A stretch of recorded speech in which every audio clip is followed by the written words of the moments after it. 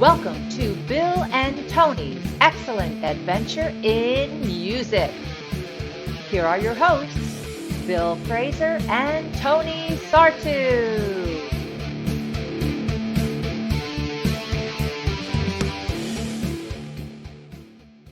Welcome to Bill and Tony's Excellent Adventure in Music. I'm Bill. And I'm Tony. And we're going to explore our love for music by sharing some facts and our thoughts about what I consider to be some of the best albums from the most recent Rolling Stone Top 500 album list. And today's album is Hunky Dory by David Bowie. Hunky Dory was released on December 17th in 1971. And when it was originally released, it sold about 5,000 copies, so it wasn't a big success. It later grew in popularity and stature, and on the Rolling Stone 2003 list, it was number 107. On the 2012 list, it was number 108. And on the most recent 2020 list, it was number 88. So let's talk a little bit about Bowie and his background. He was born as David Robert Jones, and he actually had a fairly normal home life. He lived with his parents and his half-brother, Terry Burns, and his brother was about 10 years older, but he and Terry were very close. And he really got introduced to a lot of things by Terry. Terry really was the person who introduced him to Buddhism and beat poetry and philosophy and the occult. He was the person who really got him interested in things like Aleister Crowley and Arthur C. Clarke, the occultist and the science fiction writer. So he really connected him with a lot of different things that gave him influences in later life. So Bowie got into music relatively early, and as a teenager, he started with saxophone and then went on to guitar and picked up a lot of other instruments. And he worked with his friends at the time to form different bands and really try to get into the music scene. One of those friends was a guy named George Underwood, who actually would play a really large role in David Bowie's aesthetic and David Bowie's life. And what happened was in 1962, they were both 15, and as 15-year-olds do, they fall for girls in school, but it just so happened they actually fell for the same girl, and they wound up getting in a fight. And George punched David Bowie in the eye, and it caused a serious injury to Bowie's eye, to the point where he had to have multiple surgeries and was hospitalized with that injury. And that injury would actually cause the visual aesthetic of what Bowie's eyes looked like, where you had one eye where it was fully dilated and it looked like it was a different color. So his left eye, where the pupil was fully dilated, looked like a different color than his right eye, and it actually really set off his face and gave him that really unique look. So Bowie actually remained friends with Underwood,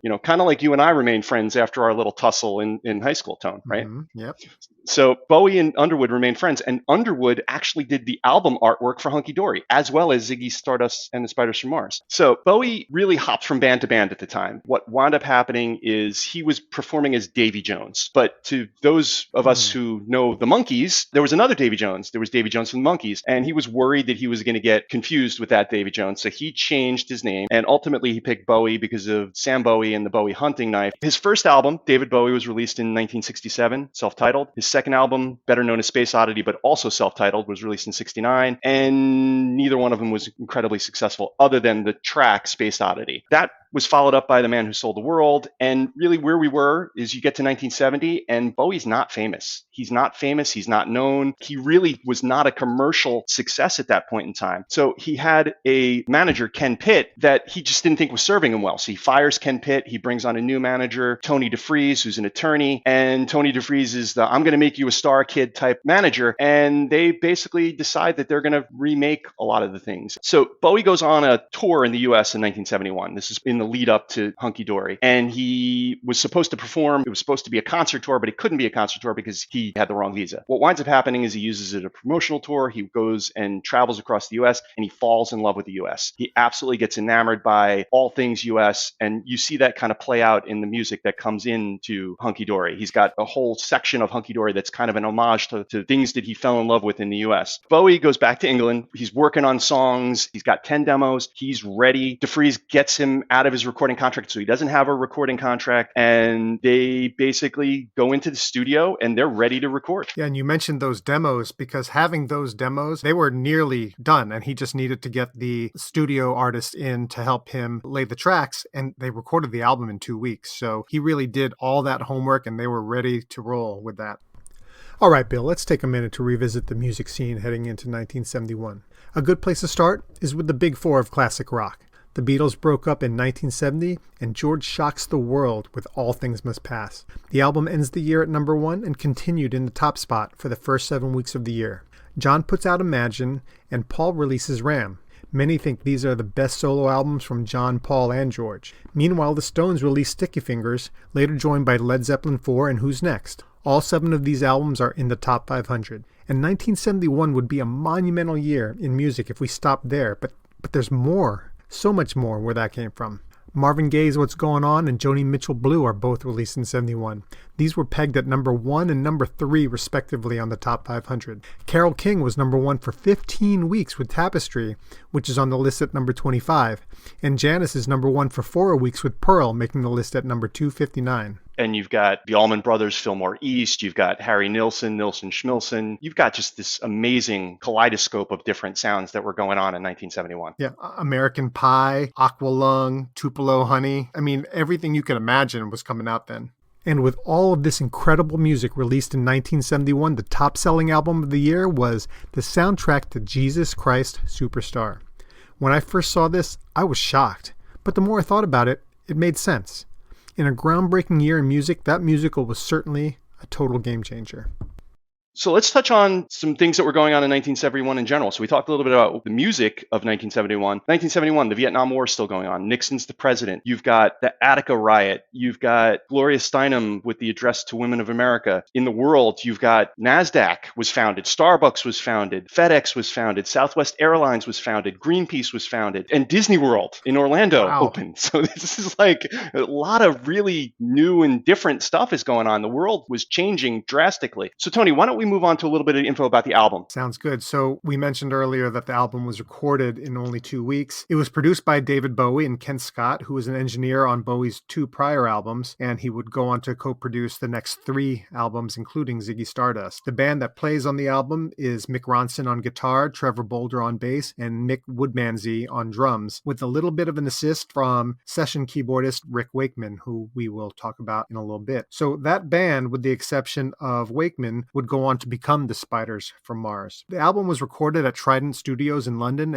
and Trident is a pretty famous studio, and we're going to learn a little bit more about that in a bit, but now we're going to talk about the album art. So the album art is really fascinating on this one. So I love the album cover, Tone. It's a really amazing image of Bowie that's touched up, colorized, pastel colors, very Andy Warhol colors, but it's an old-timey type photo. So you've got the David Bowie as an old-time starlet type photo where it's actually a photo from a Marlene Dietrich photo book that he was imitating the pose that she was doing in that photo book, and that's the cover. And I think it really is just an amazing album cover. That cover also had some significance on the sales of the album because the record company knew that he was going into the Ziggy Stardust phase because he had, a lot of demos and stuff already. So they knew where he was going. He knew he was about to reinvent himself. And the record company was like, well, we've got this weird album cover and he's going in a new phase. And they just really didn't feel comfortable promoting the album knowing that there was going to be a drastic shift. So that was actually a contributor to why the album didn't sell well initially. That striking album cover is a part of that story. All right, so that's the album info and art. So we're going to go to a new segment called Something That You Might Not Know. So Bill, why don't you educate us a little bit on some interesting nuggets? So I'm going to expand a little bit on the Trident Studios piece. So Trident Studios was an up-and-coming studio at the time. And Trident Studios was very different than Abbey Road, where Ken Scott had done the majority of his work at that point in time. So Ken Scott, the co-producer of the Hunky Dory album, was an engineer for Abbey Road Studios. And he was an engineer on pretty much all of the early Beatles albums, all of the Beatles albums, period. And at the time, he was moving to Trident Studios. And at Trident Studios, it was a very different vibe. You had Abbey Road, which was a very corporate suit and tie type studio. And Trident was really a very casual, workman-like, relaxed environment. And what Trident was best known for was this 100-plus-year-old C. Bechstein handmade piano. And this piano, this instrument, was something that was a draw for that studio. And what you hear is when you hear tracks like Life on Mars and other tracks on the Hunky Dory album, you hear this beautiful, bright piano. It's the same piano that you hear on Hey Jude. It's the same piano that you hear on all of the early Queen albums. It's the same piano that you hear on a lot of Elton John's early albums. It's the same piano you hear on Genesis albums and a lot of other famous acts at times. So this instrument has this amazing, rich history being a part of some of the best songs and best albums that we've heard ever. So I find that completely fascinating, Tony. Well, so along with the piano goes the piano player, right? So Rick Wakeman as we mentioned, was the piano player for this album, but he had just an absolutely spectacular 1971 as well. So Rick Wakeman, as a lot of you will know, eventually joins Yes as their keyboard player, but at this time he's not with Yes yet. He's a session musician. He's also got a band, but he's primarily a session musician playing on other artists' albums when they're recording. So he's working on Hunky Dory, but that's not the only thing he's working on. In 1971, he's playing the piano for Morning Has Broken by Cat Stevens, and that's just an incredible song and incredible keyboards. He's also playing keyboards on Get It On by T-Rex. That's can you think of amazing. 2 songs that are more different than Get It On and Morning Is Broken? Well, 3 songs, add in Life on Mars. Like, it's like a huge continuum. Yeah. Right. But not only that, he plays on 3 tracks on Madman Across the Water. You mentioned Elton John recording there. Well, on Madman Across the Water, the guy playing the piano wasn't Elton John. It was Rick Wakeman. So Rick Wakeman has just an absolutely spectacular 71. He gets invited by Bowie to join the Spiders from Mars. But on the same night, literally the same night that Bowie extends that invitation, he gets a call from Yes, and they say, hey, do you want to join Yes? And he decides that he thinks that he has more opportunities for creativity and to make his own contributions with Yes than he would with the Spiders from Mars. And he was right, and Bowie agreed with him. So the rest is history. I didn't know that Wakeman was on all those other tracks that year. That's an amazing year. Right? So, whew. All right, so I think we should move into our overview of the album. Let's talk about the tracks, which is the main part of what we do every episode. All right, so we have 11 tracks on this album, and the first one, it leads off with Changes. So Changes is one of Bowie's most famous songs ever. You hear the music and you know the song instantly. It's instantly recognizable, and it's just an amazing song. One of the things about this album was he really wrote it on piano versus where his previous stuff was really written more on guitar, and you hear that come through in most of the songs on this album, and very much so on Changes. The other thing that I find super interesting is, as a child learning instruments, Bowie's first instrument was saxophone. So he plays the sax on Changes, and you hear him play the sax on the rest of the album as well. So the saxophone is Bowie. I never knew that. I didn't know that either. That's fascinating. So Changes is an iconic song, and frankly, I hadn't listened to this song in decades because I heard it, so much as a teenager when I first got my copy of Changes Bowie, the Greatest Hits album, which by the way is why I actually don't know any of these songs on Hunky Dory except for Changes, because Hunky Dory isn't represented on that Greatest Hits album. So before this project, what I knew about Bowie was that Changes Bowie Greatest Hits, the Christmas song with Bing Crosby, and then Let's Dance, the album that came out around 84 or so. So on Changes, I think the lyric, the one I'm going to call attention to is, so I turned myself to face me, but I've never caught a glimpse of how the others must see the faker. I'm much too fast to take that test. And I think that that's him talking about his chameleon personas and how he's always changing both his appearance, his personalities, his musical style. And he's changing so fast that even though others might think of him as a phony, he doesn't even know, because he's changing so fast he doesn't have enough time to recognize himself as a faker. You see that coming up with him. You see the different personas that he connects to in the following albums. He very much is somebody, when you hear interviews with him, he had a hard time being David Bowie on stage. He had a really easy time being a persona on stage. And you see that on the next album with him being Ziggy Stardust, and then on Aladdin Sane with him playing the character of Aladdin Sane. And then the next album, Halloween Jack, is the character on Diamond Dogs. And then The Thin White Duke is a character over the string of albums after that. And then lastly, Black Star, brilliant album, the album that was released right before he died. He had a character, The Blind Prophet. So he really changed and morphed and played different characters and different sounds throughout the course of his career. And this song epitomizes that. It's a brilliant song, and it really wraps up who Bowie is very well. Great song. So we move to track number 2, which is Oh You Pretty Things. And this is also a great song. I'm going to tell a little story about Oh You Pretty Things in a moment, but I'll just call out some lyrics worth noting. Let me make it plain. You got to make way for the Homo superior, and then Homo sapiens have outgrown their youth. I'm not going to go into a whole Nietzschean spiel here, but believe me, there's going to be at least 3 songs on this album where there's a strong Nietzsche vibe. So I love Oh You Pretty Things. It is a a just awesome song. He's a new father. Him and his wife, Angie, at the time had their son. And the song is really a sci-fi, futuristic, occult, oh, you pretty things, homo superior. My son is going to be the leader of the human race. So it's really a very interesting song. I enjoy it a lot. So this could have made the Something You Didn't Know segment, but the title, Oh You Pretty Things, is also a nod to a band, an English band called The Pretty Things. And they were a popular English R&B band in the 60s, and they're actually still recording today. So The Pretty Things, the founder was a guy named Dick Taylor, and Dick Taylor had, back in the 60s, been in a band called Little Boy Blue and the Blue Boys. Now, Little Boy Blue was performing and was mildly successful, I suppose, but they were approached by Brian Jones to join his new band, and they agreed. So that new band was comprised of Dick Taylor, Mick Jagger, and Keith Richards. And then they joined up with Brian Jones to become the Rolling Stones. Dick Taylor then got into art school and said, you know what, I'm going to focus on art school. I'm going to leave the Stones. And he goes to art school and,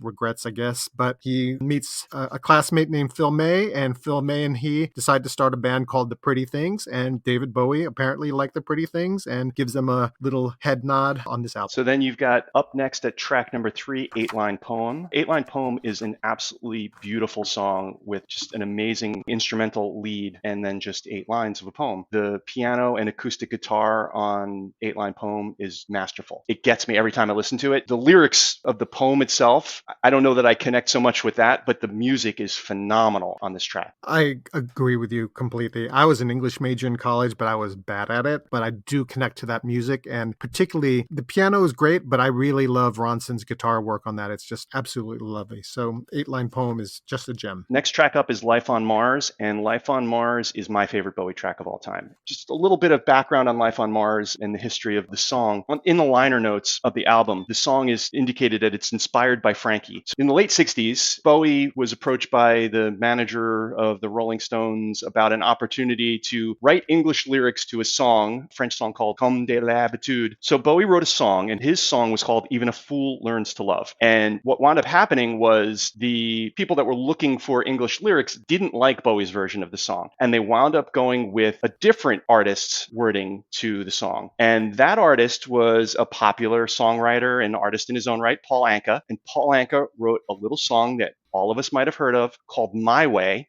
And My Way is one of Frank Sinatra's biggest hits of all time. So the little song that Bowie wrote, he was angry about. He was just livid that Paul Anka got it and Frank Sinatra. So when he was writing Hunky Dory, Life on Mars was really a parody and a poke at Sinatra and Anka, and he uses some of the chord progressions and some of the melodies from My Way, and it's not the easiest to pick it out, but it's in there. The song is really representing a little girl who's in a movie theater. She's bored about her life, she's bored about the movie, and she's bored with the people on screen, and that's kind of a poke to Hollywood. The film is a saddening bore. I've seen it 10 times or more. It's just a brilliant imagery, and I love the surrealistic components of the song. I love the music. I love everything about it, including there's one more interesting piece about the song. In listening to an interview with Ken Scott, when finishing up and doing the final edits of the song, they were doing the overdubs and the overlays of the song, and they had a piano piece that they wanted to bring back in. They re-record and they overplay on different parts of the tape to conserve tape and whatnot, and they had the final cut, they had everything they wanted, and they bring back in the piano piece. And if you listen to the song, if you listen to the last piece, when the piano comes back in, it starts to fade out a little bit. And what Ken Scott said in the interview that I heard was that in the studio in Trident, there was a phone that was right next to the recording studio. It was right next to where the musicians set up to play. And the phone wasn't really there to receive calls. It was there to make calls. It was there for the studio artists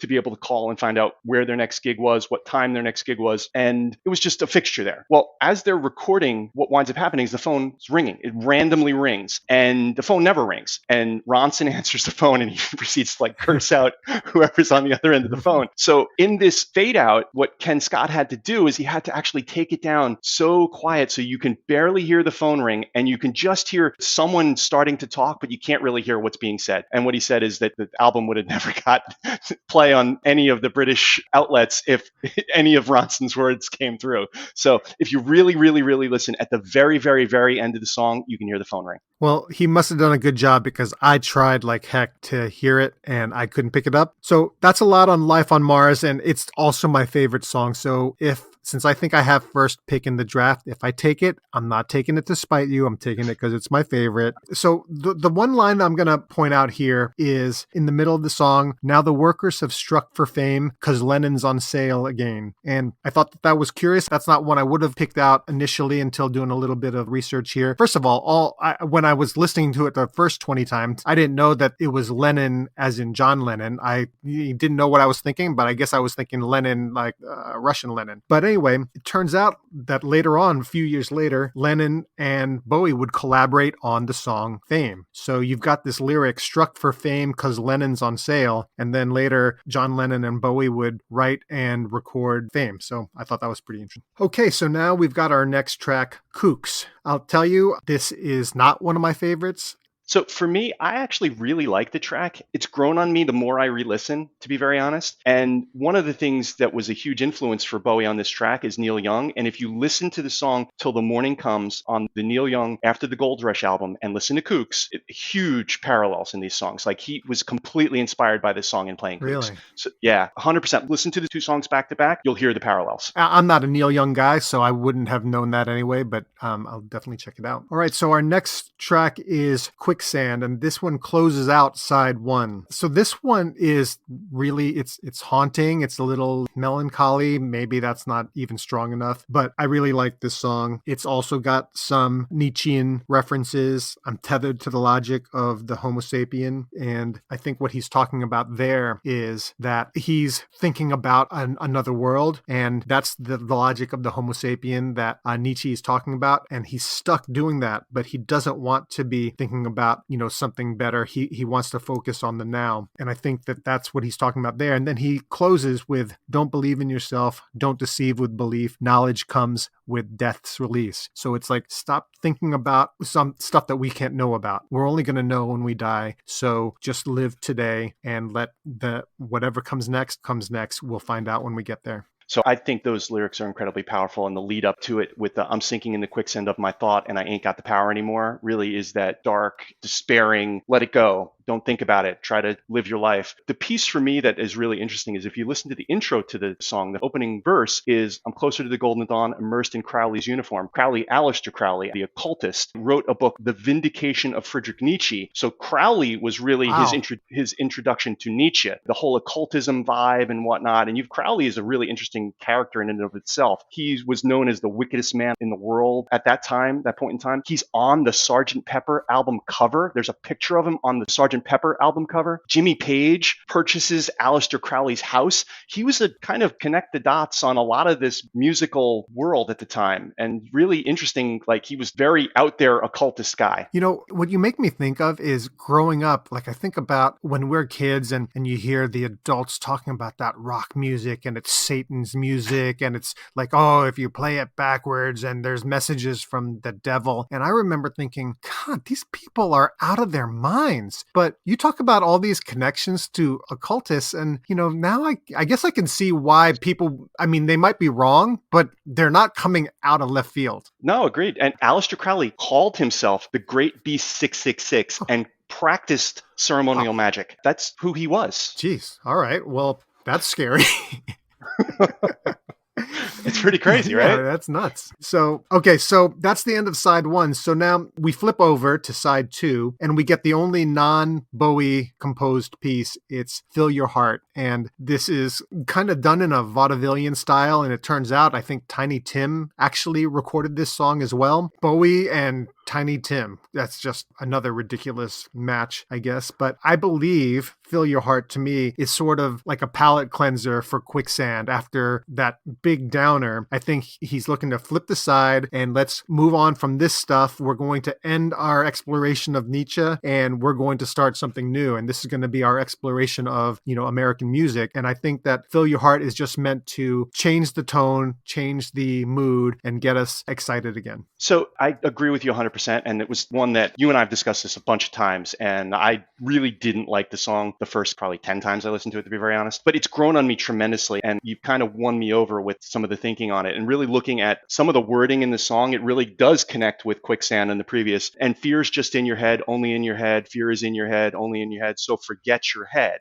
right? Mhm. So it really is very much connecting the thread, and keep loving your thoughts, keep loving your mind, fear's only in your head, and you'll be free. So I actually really like it on this album, having listened to it more and more and more and having talked it through with you. Yeah, So well, putting into context, right? Because these things matter. Placement in the album matters. The fact that you end side one and starting a new side, I think that this is absolutely intentional. And he could have done anything. He had all of Ziggy Stardust pretty much in the can already, so he had other stuff to do and he chose to do this song. And I believe it's absolutely intentional. yeah. So the next track up is Andy Warhol, And Bill, I don't understand. Why are you saying it like that? because there's the whole interplay at the beginning of the song. So Ken Scott and David Bowie were in the studio and they're saying Andy Warhol, and Bowie corrects him, and they left it in the song. They like the whole interplay of the repronunciation and whatnot, and it becomes a part of this song. And this song is really the start of a 3-song arc, which is really his homage to all things American at the time. And Andy Warhol was a huge influence on David Bowie, and he was somebody that he actually got to meet and got to experience his art when he was in the US traveling. And he wrote this amazing song. For me, the thing that I really love about this track is the guitar work on this track. It just rocks. I love it. Yeah, the music is pretty good. And I have to tell you that I actually chuckle every time I hear this song because there's a particular lyric in here that takes me back to high school. It's Andy walking, Andy tired, Andy take a little snooze. And it makes me think of our old pal Jerry, and Jerry sleeping. You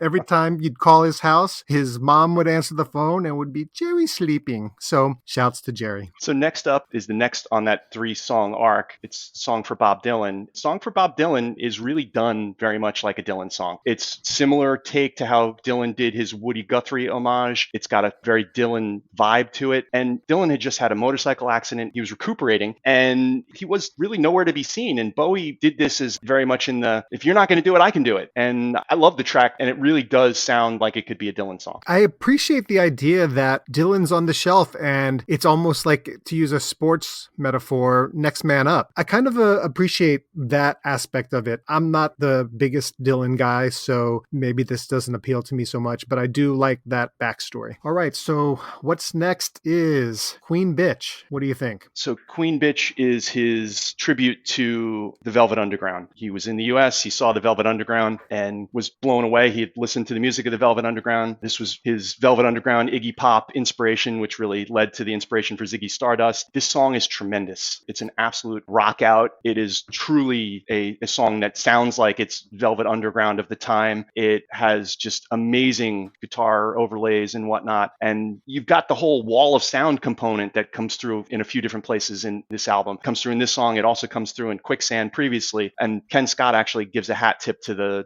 George Harrison All Things Must Pass album for doing that, where they did the overlay of all of these different guitar pieces to really give a really rich sound. So for me, this song is absolutely phenomenal. It's one of the songs that every time I listen to it, I get a better appreciation for. Yeah, Queen Bitch is just an absolute banger. And it's really cool just the way musical influences carry over through time. So you've got Velvet Underground inspiring Bowie and Queen Bitch. And then 30 years later in 2001, Brandon Flowers is starting the band that would ultimately become the Killers. He's 20, just got dumped, and is a huge Bowie and Iggy Pop fan. What song might inspire a young broken-hearted Bowie fan? Queen Bitch, of course. The lyrical connections are obvious. Flowers sings, "Now I'm falling asleep, and she's calling a cab, while he's having a smoke, and she's taking a drag." While Bowie sings in Queen Bitch, "And I'm phoning a cab, 'cause my stomach feels small. There's a taste in my mouth, and it's no taste at all." Now, it's not just the obvious lyrical similarities, calling a cab, phoning a cab, stomach is sick, stomach is small. The melody, tempo, and chord progression are incredibly similar. Musically, these songs to me are much, much more obviously related than Life on Mars and My Way. Flowers has talked openly about this, so this isn't breaking news or anything. He borrowed from Bowie, and we are all darn lucky that he did.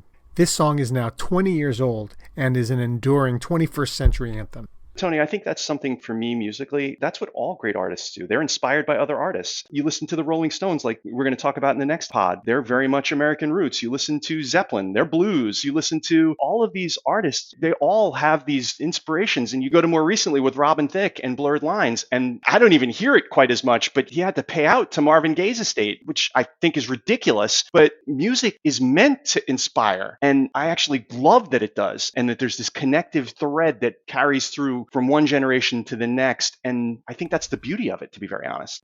You know who would absolutely agree with you, Bill? David Bowie. There's a story where James Murphy, who leads LCD Sound System, meets Bowie for the first time, and Bowie tells Murphy that he's a huge fan of his work. Murphy replies that if you know anything about my work, you know I'm an enormous fan of your work because I steal from you liberally. Yeah. What does Bowie say back to Murphy? You can't steal from a thief, darling. Music has been building upon itself. That's what it does. Think about all the rap music and the sampling that's going on in hip hop and rap. I mean, I think it's brilliant. I mean, we'll get to talk a little bit in the coming episodes on some rap albums that I know you're really excited about, Tony. I know you can't wait. We might have some guest hosts for those. All right, so let's wrap up here with the Bowie brothers. What can you tell me about the Bowie brothers? So the Bowie Brothers is a great closeout. It's a really melancholy feeling, epic type song that is just brilliant. And you've got a lot of the story. It's the Bowie Brothers. You can hear story-wise in it how he might be alluding to some of his relationship with his brother who had mental illness. Interestingly enough, Ken Scott, the co-producer, says that when they went into the studio and he was asking Bowie about the lyrics, Bowie said, "Oh, never mind about the lyrics. It doesn't mean anything. I just wrote it for the American audience so that they can read into it." Now, I don't know that I buy it, but there's just so many layers and it plays perfectly to who Bowie is and being a persona. And what persona do you want to put out there? Do you want to be the guy who's sharing? Do you want to be the guy who's this or that? Really kind of fits for Bowie. I gotta say, cue the cap music, Steve, because this whole album has subtext, whether it's American music directly, Bob Dylan, or indirectly, Velvet Underground. And then you've got the Nietzsche stuff, and he's directly talking about his family and being a father. This is crazy. Oh, I want to put something in so that the Americans can read into it. He's just making that up just to get a rise out of someone. It's all cap. I can say I don't disagree with you. You read the lyrics, just separate to listening to the song. It's hard to not make a connection to his relationship with his brother and his family and things that were just in his life. Yeah. So maybe he was actually trying to diffuse that and maybe make that a little more opaque and not make it so direct. And maybe that's why he was gaslighting us. So the other thing I found awesome in doing research for this is Bowie Brothers was a song that he really didn't perform live. I will put a link in the show notes, the description for the podcast episode, to a recording. Bowie actually performed this live 30 years after Hunky Dory was released, and it is brilliant. Somebody had a camera out and got a full recording of it, and it's amazing. And just shows you how incredibly talented. He says he doesn't know if he's going to remember the words. He puts the words out in front of him on a stand because he doesn't know if he's going to remember, and then he just proceeds to kill it. Just brilliant. Which actually speaks to one of the things that I heard in the interviews with Ken Scott. Ken Scott said Bowie was, and Ken Scott, mind you, worked with the Beatles. He said Bowie was one of the best, if not the best artist he's ever worked with in the studio, and that typically his vocals, one take. Wow. Like, that's amazing. All right, so I guess we move into the song draft. Do we want to recap what happened with last week's draft? We absolutely want to recap what happened with last week's draft. So, Tony, as you recall, we asked our audience to go out and vote on who they thought won the song draft, and we're closing the poll as of right now. So I'm clicking no longer accepting responses. So, Tony, I am very, very sad to tell you that you lost. So we had 22 responses, and by a margin of 59.1% to 40.9%, I won. I'm not surprised. Re-listening to the draft and getting some feedback, I screwed it up. I choked. It's the first draft, and I know exactly where it happened. I should have gone with The Fly, and I went with Wild Horses. I was completely shocked you went with Wild Horses. Shocked. Absolute shame. Now, so I agree that I believe that I lost, but what I do have a question about is process, because I just don't know if everybody who had thoughts on this responded. I know that I got a lot of text votes on my side and I just on my phone and Are I you don't asking for know. a recount? Is that what you're saying? I'm asking for an audit.